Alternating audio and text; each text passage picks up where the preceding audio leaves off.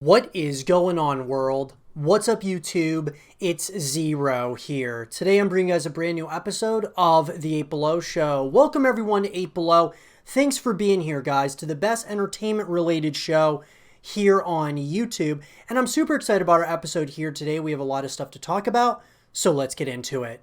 We've talked on the YouTube channel a number of times about Splinter Cell and the future of this franchise moving forward and what we're hoping to see at some point or another, which of course, guys, is a Splinter Cell title to kind of continue the legacy that is this franchise, one of the staples, of course, in gaming. And with that, guys, I wanted to go over the top 5 things that we want to see in Splinter Cell 7. And when I say we, guys, I'm going to be giving you guys my opinions here, which some of you may agree with, some of you may disagree. I would love to know either way, though, in the comment section down below what your guys' 5 things are that you want to see happen in the next Splinter Cell iteration.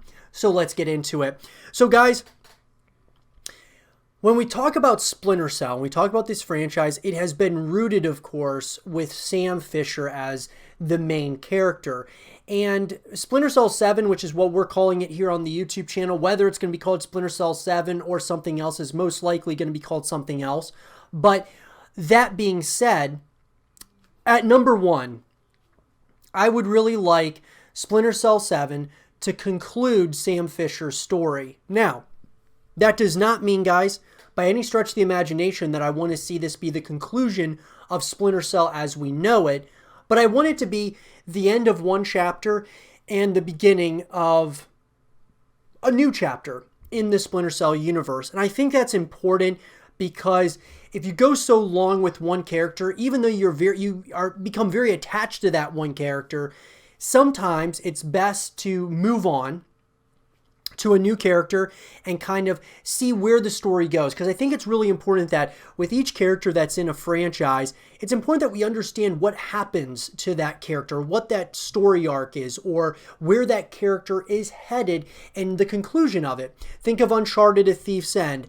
Think of Gears of War and how, of course, Marcus Phoenix, his story was kind of told with the 3 Gears of War games, and then he passes the torch on to JD Phoenix, his son, and then who passes it on to Kate Diaz in Gears 5.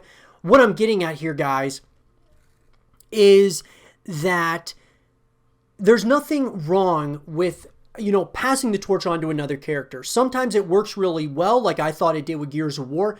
Sometimes it doesn't work as well, like in Halo, where, obviously when we have Halo 5 and Master Chief is in the focal point, we saw that there can be problems there. So there's both sides to the equation, but in my opinion, we need to move on. This needs to be the conclusion. We need to see what happens with Sam Fisher, and then he needs to pass the torch on to another character. And that leads me, guys, into number 2, which is adding new characters, new enemies, new environments to Splinter Cell 7. And so I definitely want to see and have some existing characters. I want to have some new characters, though, as well. I want there to be, enemies that were, have maybe gone up against in the past, but I definitely want to have new enemies as well. And of course, you want to have a new villain in this story. You want to have, new environments that you're going to be kind of, infiltrating different places, right? Similar to think of Pandora Tomorrow and kind of the jungle-esque types of landscapes that we went around in, places like that, or even in Chaos Theory and such. I just want there to be a lot of variety here when it comes to Splinter Cell 7. And that leads me, guys, to number 3. One of the most important things about Splinter Cell, in my opinion, and I believe it's the staple of what makes this franchise so great, is the stealth element to this game, and just how rooted Splinter Cell is within the stealth genre, because that's what this game is. It's a stealth game with action elements. Well, as of late, guys, I think a lot of us can agree is that they went away from that somewhat. They went away from the stealth and they kind of focused more on action over stealth, or having action with stealth elements. And what I'd like to see here with Splinter Cell 7 is I would really like to see them go back in the direction of stealth over action. There's nothing wrong with having action. They're definitely going to need to have action in this, but there needs to be more of an emphasis on stealth. And because when series or just franchises in general in the video game industry, when they go away from what has made them so great and they start trying to do other things with it, a lot of times it doesn't work and it doesn't really resonate well with the fan base. And I think Splinter Cell is an example of that. So they need to go back to the stealth over action. And that, guys, leads me to number 4, which I alluded to earlier. Sam Fisher needs to be the guy who passes the torch on to a new character. And this kind of course, can lead us to, questions around, the, multiplayer, the co-op modes and such, where you have another character who's with you, during parts of this game. I think is going to be important with Splinter Cell 7. I think it'll be important to have that other character, whether it's an AI character or if they make it where you can, have a friend with you that's playing alongside you or someone else around the world. I think it's important that with Splinter Cell 7, we have Sam, passing the torch on to a new character, where there's some missions where we play as this new character or whatever the case might be, guys. I think it's going to be really important that we don't necessarily 100% move on from Sam Fisher, but he passes the torch on, basically stating that his job and his missions are over. And it's time for someone else to come into the fray to take care of, whatever needs done, right, at the end, when it's all said and done. So with that, guys, I think the torch has to be passed on to a new character. That leads me, guys, into number 5, which is multiplayer and co-op, which, like I said, with co-op, having, co-op modes where you can play with someone else around the world that can, kind of be that second character that's alongside you. Multiplayer modes, whether it's PvE, where you're going up against waves and waves of enemies with your friends, or you're trying to infiltrate somewhere with your friends and you're trying to, have other, side missions and such that you can, infiltrate different places, like essentially co-op missions. Or having multiplayer where, it's you versus other people, that PvP element to it. I think having more ways than one to connect with this franchise is going to be really important, and really just more so with this game as a whole. Having multiple ways that you can connect with it, I think, is going to be really important at the end of the day. And so having, multiplayer and co-op to bring you back to the franchise, or to the game at least, after you're done playing, Splinter Cell 7, as far as from the campaign perspective, is going to be huge. And also, guys, I think that this game needs to set up the rest of, the next generation of Splinter Cell games. So whether this one is going to take us, to wherever it ends up taking us, I think it needs to set up the future of Splinter Cell. And so I'm really hoping that they do that here with Splinter Cell 7. But those are the things that I really want to see, guys, in this game. Let me know in the comment section down below. What do you guys want to see? What are the top 5 things that you are most excited about, or the things that you definitely want to see if this game gets made? Let me know. And for more Splinter Cell 7 content and videos, stay here with Zero TV. I've had a lot of time to think and process what I witnessed and experienced in The Last of Us Part 2. And guys, what I'm going to give you in this segment of the show is my very late review for The Last of Us Part 2, and kind of go in depth here on a number of things. There's, of course, this is going to be riddled with a number of spoilers, guys. This is going to be, I'm going off script here, with this game, and, kind of put out all of, my thoughts, which I, of course, guys, am going to have more thoughts along the way as I go through the game once again, playing it again, and just kind of comparing and contrasting and really just kind of, it took me a long time to really think of the right words to put into this video, and into this, this review as a whole for The Last of Us Part 2, coming off of one of my most, beloved games of all time, that being The Last of Us Remastered, that I played on the PlayStation. I gotta say, guys, this being a direct, continuation, even though it's, some years later with flashbacks and such, After hearing all the noise, after hearing what a lot of people have stated about The Last of Us Part 2, the positives, the negatives, which I heard a lot more negatives than positives for sure. All of these are, these opinions, guys, are mine and mine alone. I know there's going to be some of you who agree, some of you who disagree. Overall, though, the words I would put out there, guys, is that this is a game that is, three things. Number one is revenge, because this is a revenge story, right? A revenge tale. But it's also a story of pain, which is number two. And number three is this is a story about forgiveness. And so it's 3 parts. And so obviously, guys, most of you, if you're coming to this review, you've already probably heard a number of other reviews out there.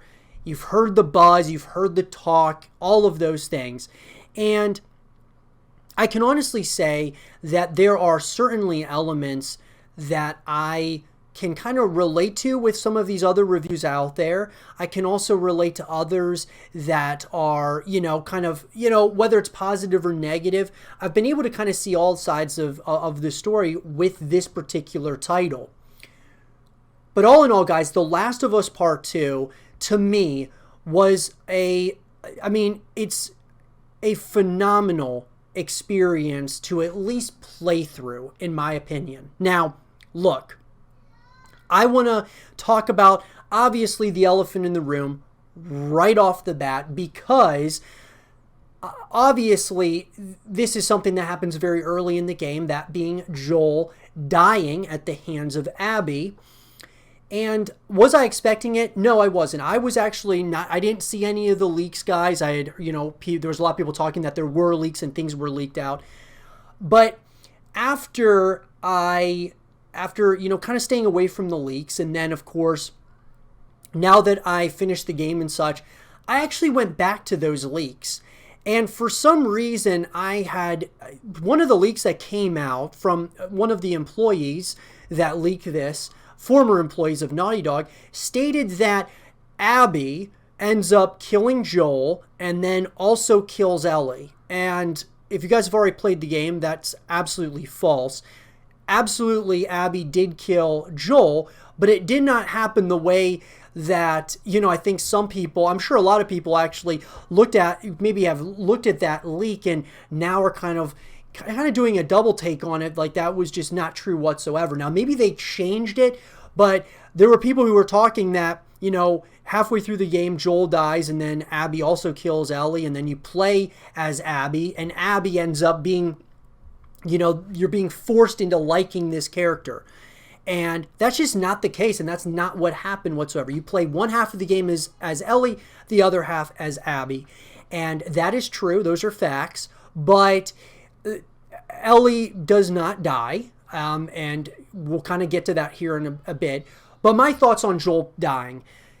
Look, I actually am probably someone in the minority here. I'm not upset that Joel died in this game. I'm not upset about that, even though I love Joel as a character.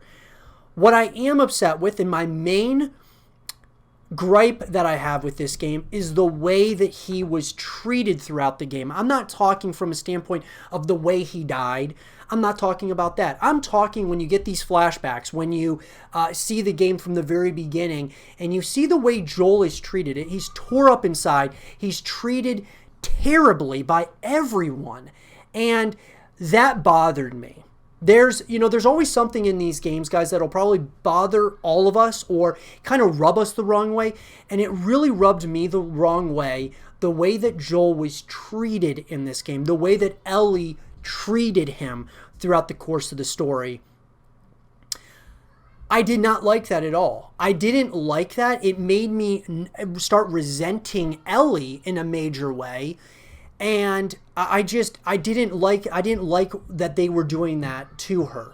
So all in all, I did not like the way and the direction that they took Joel's character. He kind of was a lot, softer in this, which I wasn't necessarily upset about that. I feel that, and I understand why he was that way, because he felt that he took something from Ellie by, ripping her of what could have been, her legacy or her, purpose in life, and that being like giving herself up for the betterment of mankind. And so I understand, where that's coming from, but I really felt that the reason why Joel was so, just kind of almost, quiet, sad throughout the course of these flashbacks and such, I felt that the reason he was like that was more so because of the way that Ellie was treating him and the way he was treated by everyone else. It was almost like he didn't care if he lived or died, and I did not like that about that part of the story as a whole.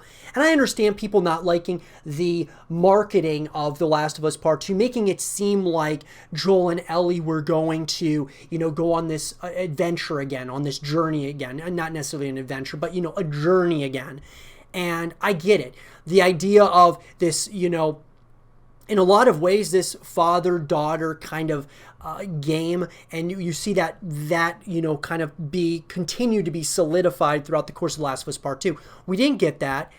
And, I've seen a lot of people out there that did not think that this game was fun. They thought that it wasn't really a fun game. It was just, was not a game that they would recommend to people to really play. And I think the reason for that, guys, is, and I've heard that from a number of people, I think that people who have played this game never lets up.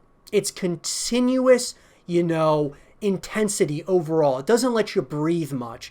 And what I will say about that is that it is absolutely a very intense game, but I think that people just didn't like being on the edge of their seat consistently throughout the course of the game. From a horror perspective, from just, an unnerving experience throughout the course of the game, I thought that, for me, as a horror fan, I loved it. I thought it was, the intensity was so real throughout the course of the story. Now, I will say that I did enjoy Abby's story, or her, version of, the second half of the game. I enjoyed it more than Ellie's half. I thought there was just more, it was kind of a little more eventful for Abby's half of the game. But what I will say is that it kind of, in the end, it kind of goes back and forth between Ellie and Abby. Kind of goes back and forth, and it's like this long drawn out conclusion of the game. And I like that as well. But I'll say, between the two, half of it with Ellie, half of it with Abby, I liked Abby's more. I think that was purposely put together because they probably did want us to kind of get a better feel for Abby. They want us to understand and try to kind of connect with that character somewhat.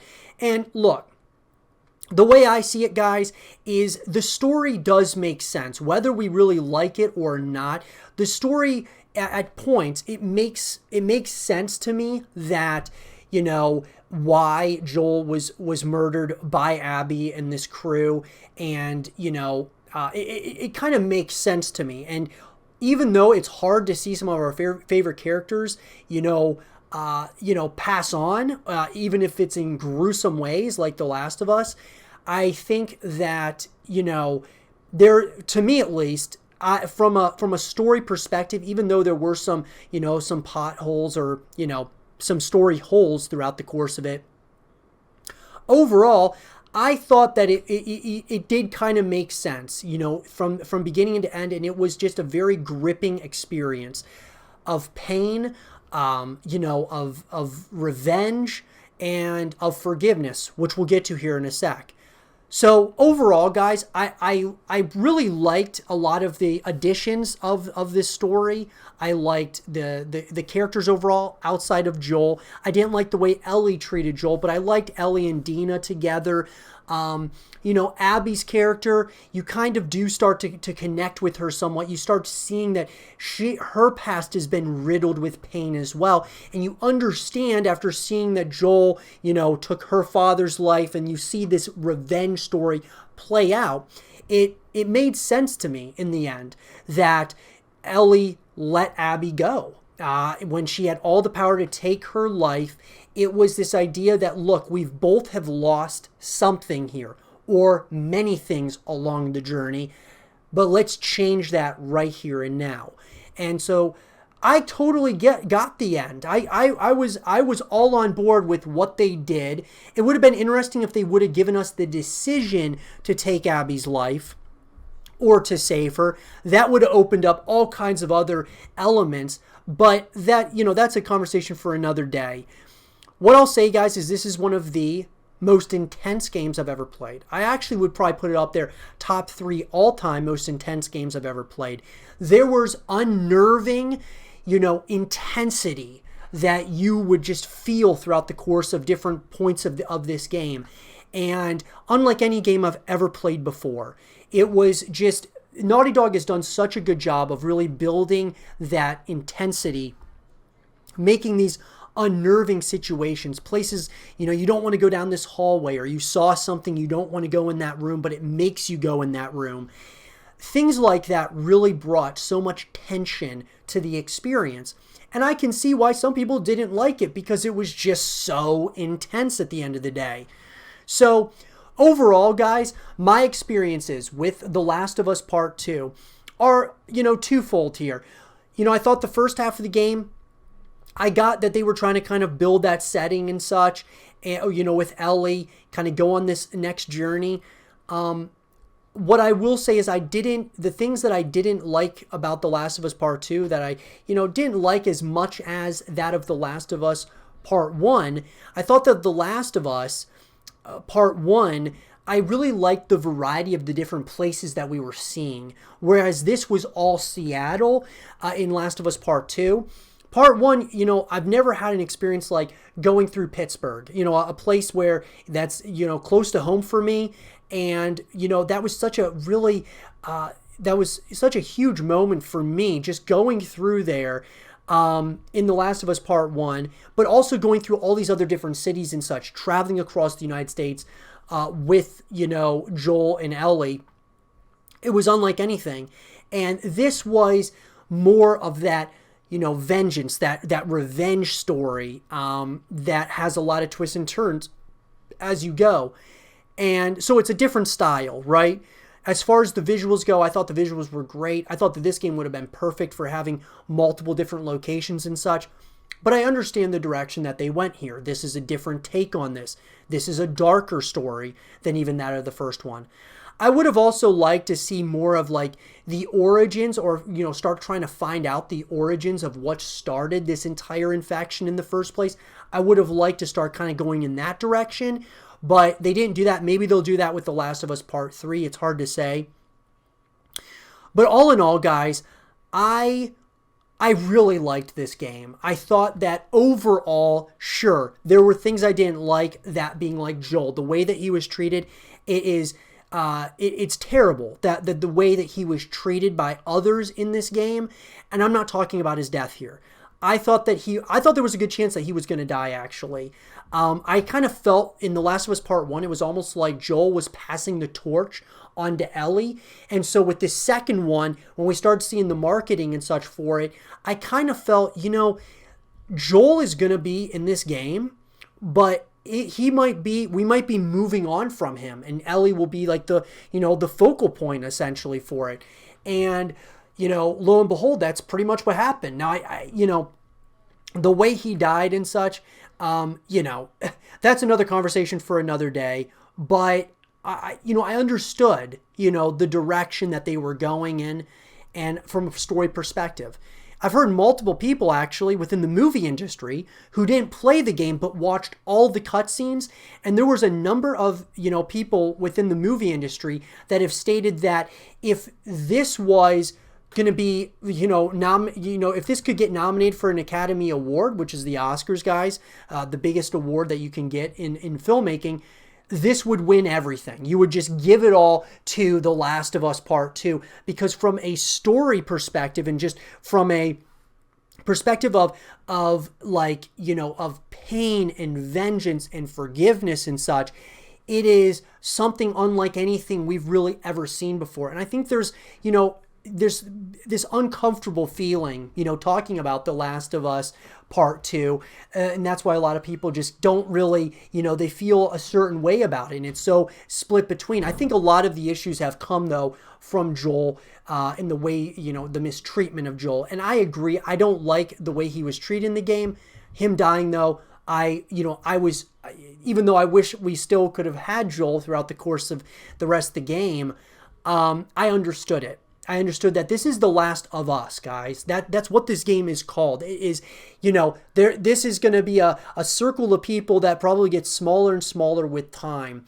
I just hope that they start to kind of try to figure out, they almost work together to try and figure out how did this infection happen and what do we got to do to stop it. And so with that, at the end of the game, guys, of course, Ellie and Abby are fighting, which I thought was a very intense sequence throughout the course of it. And I got to say that it was the way that it ended, even though it would have been interesting to have the choice whether to kill or save Abby, I think I was okay with this idea that she forgave her.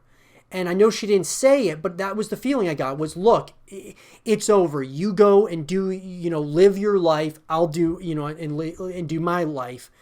And when the two leave and you have, of course, when you have, Ellie go back to the house and Dina is gone and the kid is gone, it was an interesting feeling I had walking through that empty house. And then, of course, once we got to that point, and we, essentially, guys, when she starts playing the guitar, and then she puts the guitar down over near the windowsill, and she leaves the building, or leaves the house, and you see her walk out, and then that's the end of the game. That moment was very interesting to me. I'd love to hear you guys' thoughts in the comment section down below about that moment in The Last of Us Part 2, which was the very end of the game. What I got, though, was it was the last thing, the last memory that she had of Joel. And what I took from it was she put that guitar near the windowsill, or on the windowsill, basically giving us this, implying that the story's still open. Like, her connection to Joel is still open. She didn't put it back in the case. She left it out. Like, she's going to come back, and she's going to play it again, almost. And she's going to reminisce of the past and such. And I loved how Joel and Ellie, the one thing I did like was at the end, in the very end, that last cutscene with her and Joel kind of showed us that she did forgive him for what the decision that he made. In a very interesting way. It was a different way. It was a very Ellie type of way, but I did like that. That was the one thing I did like pretty much at the end of the game when she essentially said, that she would kind of forgive him for this. And when she's walking away, it's almost like there's unfinished business, whether it's to go find Dina, whether it is to go get Abby, whether it's to find out what caused all of this. The story's still open, and that's why I believe we're definitely going to get a Last of Us Part 3. And overall, guys, it was one of the most intense experiences of my life, as far as from a video game perspective. It was one of the most, outside of intense, it was one of those stories that I connected with in a number of ways from my video game experiences, and having really I think what they were trying to kind of get across was that forgiving people is a very powerful thing. No matter what they've done to you throughout the course of life, forgiving somebody is a powerful thing. And when you have forgiveness, guys, and you're able to kind of move on, there's almost like a relief that it's almost like lifted from you, that you don't have to worry about it anymore. You don't have to hold a grudge anymore. You don't have to, have this, this feeling of needing that revenge and such. And I just thought that there was a lot of really good messages in The Last of Us Part 2. And that's my opinion and my review, even though it was kind of scattered, guys. I didn't go as much in detail about specific things, even though I did enjoy the gameplay overall. It felt a lot like The Last of Us Part 1. The characters overall, it was kind of more of the same. I love that father-daughter feeling in The Last of Us Part 1. Like Ellie was almost becoming like a daughter to Joel. I love that concept, don't get me wrong. But, you know, I just loved pretty much everything about this game outside of a few things. And I am really hopeful that in the future they take this story and they continue running with it, but we move in a direction where we try to find out who's behind the infection. Is it some kind of big corporation or something that was behind all of this? It's going to be interesting, guys, and I'm excited about it. Overall, guys, I thought The Last of Us Part 2 is absolutely not for everybody, but it's definitely worth the playthrough, in my opinion. I think it's definitely worth playing it, trying it out, seeing what you think. If it's too intense for you, it will not be for the weak of heart, so to speak, guys. It is an intense experience from pretty much beginning to end. But that is my review of The Last of Us Part 2, guys. Let me know, what did you guys think about it in the comment section down below. And for more The Last of Us Part 2 content and videos, stay here with Zero TV. We've talked on the YouTube channel a number of times about Diablo and this franchise moving forward, guys, that being in the form of Diablo 4. And what I will say, guys, is that we haven't heard a lot of news since that, BlizzCon 2019 reveal of Diablo 4, but I'm sure behind the scenes there's a lot of progress that is being made at this point in time.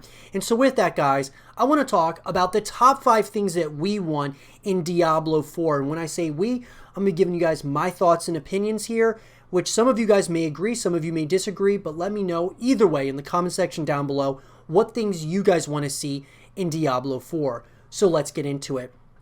Now, a lot of this stuff, guys, that I'm going to be giving you as far as my, 5 things that I want in Diablo 4, a lot of them are, some of it is a little bit of, some speculation. Some of it has been confirmed. We haven't heard much else outside of what we heard at BlizzCon 2019. So take some of this stuff with a pinch of salt, because some of it may change once we get to BlizzCon 2020 or, an online event, whatever form it may take. But with that, at number 1, I really want Diablo 4, guys, to take their time. Over at Blizzard, take your time with this title. It looks great from what we've seen so far. I just want them to take their time. According to the platforms that this game is going to release on, guys, it's going to release on Microsoft Windows, PlayStation 4, and Xbox One, which means that it's coming out pretty much this year. And I just want them to take their time with this title. Most likely, we're not going to get it until 2021, maybe even after that, which means that it would be on the next generation hardware. If this is a game that's coming out this year, they better start ramping up the production, or as far as the marketing is concerned, because this game is going to be coming out, very soon. And so with that, guys, I just really want to see them take their time. Don't rush this launch. Don't rush it whatsoever. Take your time. We've waited a long time for a new Diablo game, and we're itching to play Diablo 4, but just take your time. Take your time at the end of the day. Make a great game. Make sure it's all finalized and finished before releasing it. Just take your time. That leads me to number 2, which, look, there's been a lot of emphasis and a lot of people talking that Diablo 4 will only be multiplayer. You won't be able to play offline. It'll require an internet connection. And a lot of it is going to be based around playing with other people. And what I will say about that is this. I'm okay with that to a degree, because I love having multiplayer in games, and I think it's important. But I want to be able to play it by myself if I can. If I had a preference, when I play the story, I want to play that by myself, and I want to play multiplayer with other people and co-op with my friends. So I'm hoping that there is a single player experience here to be had with Diablo 4, that being like a campaign. Or if I want to play multiplayer by myself, against other people, or if I want to play with my friends. I want to just be able to have those options, which it's unclear at this point if we're going to get those options. It sounds like, though, it will be unplayable if you're offline. It's going to require an internet connection. So I'm a little bit skeptical about that, but I'm hoping that that is not true and that we will be able to play single player by ourselves. And with that, guys, number 3. I think it's going to be really important, guys, with Diablo to have new characters, new enemies. Obviously, we're going to have some new, bosses. We're going to have a main, of course, the main villain. We're going to have, new environments. I'm hoping, like, new places to explore. Having some existing characters, existing enemies is fine, of course, because that's what's going to help us, it's going to feel like Diablo, right? But we're going to want new things. We're going to want new environments, new places to explore, new places to learn more about the lore, the story that is Diablo, new enemies to go up against. Having, similarities but also differences is very important, especially with a game like Diablo 4. And I just want to have similarities, but certainly differences at the end of the day. And that, guys, leads me to number 4.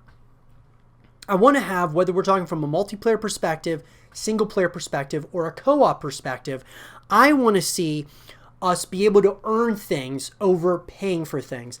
There's been talk that there's going to be a number of microtransactions that are going to be riddled throughout Diablo 4. And that's okay. I mean, I'm not like against having, any type of microtransaction.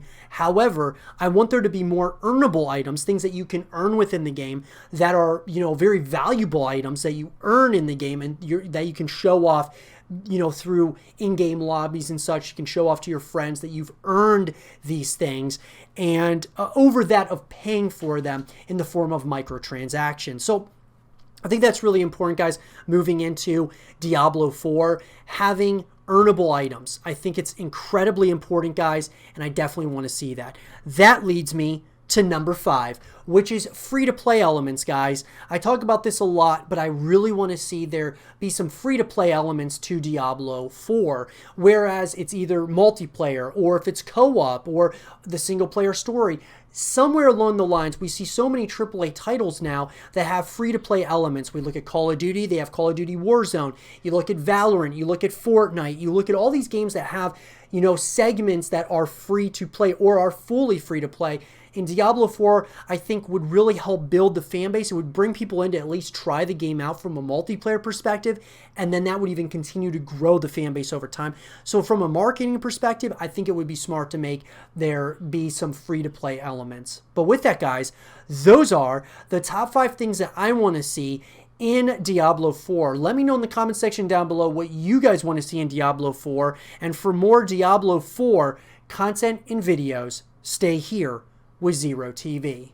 There's been a lot of talk and rumblings of a new Titanfall title coming out at some point or another in the foreseeable future. And I gotta say, guys, I'm hoping that those rumblings and those speculation and talks do come true. I definitely want to see a continuation of the Titanfall franchise outside of course, the first 2 as well as Apex Legends. I think it's really important from a story perspective to continue Titanfall into the future. And so with that, I want to talk about Titanfall 3. Even though it hasn't been announced yet, we don't have confirmation that it's coming at any point at this time. However, I want to talk about everything that we want in Titanfall 3. So let's get into it. I've stated in the past, guys, that I believe that Apex Legends is going to actually be the title that kind of almost greenlights the Titanfall 3 into existence. And I think the main reason why I'm saying that is because Titanfall, even though it's within Apex Legends is within the Titanfall universe, I think because of the success of Apex Legends, it's going to get a Titanfall 3 made. Sure, Respawn is going to continue to service Apex Legends as a brand and as an IP. But I think that Titanfall 3, one of the big things I would like to see is a full package here. I want to see there be multiplayer, a campaign, and, you know, co-op modes. I want there to be a full package here, which we've seen in the past, but we've also seen them go in a direction of just having multiplayer. You know, I want a full package here. I think it's really important that Titanfall, I believe, should have done that from the very beginning. You know, having a full package deal, not doing like multiplayer with one game. And, you know, I just think you package it as a full game with like a campaign, a multiplayer, and co-op. It's going to, I believe, it's going to really draw a lot more people to the IP. That leads me, guys, to the next thing, which we know with Titanfall 2, it went up against Call of Duty as well as Battlefield when it released, and that was obviously not a good decision whatsoever by Respawn. Not only were they going up against one of EA's other titles, that being Battlefield, but also going up against the juggernaut that is Call of Duty. I don't think that was a good decision. I'd like to see Titanfall release at a different time of the year, which of course would kind of give them more time to, you know, be able to, before other big titles come out later in the year. I think that, you know, it would be smart to make Titanfall like a summer game that comes out. I think that would be really cool. I also think that they could utilize Apex Legends into the promoting of course, Titanfall 3, and vice versa. Titanfall 3 can help promote Apex Legends, and they can kind of help each other out almost with this title. And so with that leads me to the next thing, guys. I want to see even more variety on, you know, from a perspective of multiplayer modes as well as, you know, co-op modes. Having more, you know, more modes being added to the fray, I think would be really great. They've got something special here with Titanfall, and that's why I want to see them continue adding things here. I also would really be interested to see Titanfall 3 go in the direction from a story perspective of having a semi-open world to a full open world setting where you can learn more about the lore, the story, and such that is Titanfall, and this living, breathing place that they're trying to create here. I think they could really do something special with it being like a semi-open world or a full open world setting. And that leads me, guys, into the next thing, which I would love to see their, you know, obviously, from the campaign perspective, I'd like to see it, you know, kind of directly continue the story so far. I think a direct continuation would be good. I'd also like to see it tie in to like Apex Legends in one way, shape, or form. At least giving kind of, you know, giving us some context on where we are as far as the timeline's concerned. Where are we as far as within Apex? I think that would be really good as well. Tying up some loose ends there, and that would be great as well. The other thing, guys, is obviously, you know, when we talk about, you know, Apex and just how great, you know, that game has done over time, I think that there were some elements there that I think could really work out with none other than Titanfall 3. That being a free-to-play model, not necessarily from the campaign or the co-op, but maybe from the perspective of multiplayer. Similar to how Apex Legends is free-to-play for everyone, why not make the multiplayer of Titanfall 3 also free to play? And so when you don't want to play Battle Royale, you can play Team Deathmatch or one of these other game modes within that of Titanfall 3. And so what I'm getting at is just more ways you can connect with the franchise, keeping people within the franchise, guys, playing it on a consistent basis, whether it's Apex, whether it's Titanfall 3. I think it could really work out in a great way for the Titanfall universe. And just, you know, from even a sales perspective, think of Call of Duty that has Warzone, which is doing great as a BR, but then they also have all these other game modes that you can play outside of BR in the form of Modern Warfare or even future installments. So I think it would be really smart for Titanfall to go in that direction. They've got something special, guys. I definitely want it to continue. I'll be sure to give you guys more information as it comes out related to Titanfall 3. Let me know, though, guys, in the comment section down below, what do you guys think about Titanfall 3? Are you guys excited about it? Do you think it's coming at some point or another? Let me know in the comment section down below. And for more Titanfall 3 content and videos, stay here with Zero TV. And with that being said, everyone, I hope you guys did enjoy this episode of the 8 Below Show. And if you guys did, leave a thumbs up, subscribe if you're new, stay positive, and as always, I'll talk to you guys all in the next one. Peace.